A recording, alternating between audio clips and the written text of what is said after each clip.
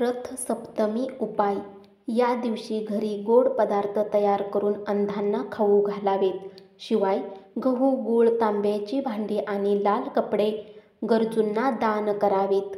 या दिवशी कुशाच्या आसनावर बसून आदित्य हृदय स्तोत्राचे पठण करावे. सोबतच वडिलांच्या वयाच्या व्यक्तीच्या पायाला स्पर्श करावा. या दिवशी घराची पूर्व दिशा स्वच्छ ठेवावी आणि तिथे दिवा लावावा. सोबतच गायत्री मंत्राचा 27 वेळा जप करावा. असे केल्याने सूर्यदेवाची विशेष कृपा प्राप्त होते. सकाळी सूर्यदेवाला अर्घ्य अर्पण करण्यासाठी एका भांड्यात पाणी घेऊन त्यात लाल चंदन, लाल फुले आणि अक्षत मिसळून सूर्यदेवाला अर्पण करावे. तसेच डाळिंब आणि लाल रंगाची फळे अर्पण करावीत. सोबतच त्यांना लाल मिठाईही अर्पण करावी. गुळापासून बनवलेल्या वस्तू ठेवून सूर्यदेवाच्या मंत्राचा जप करावा.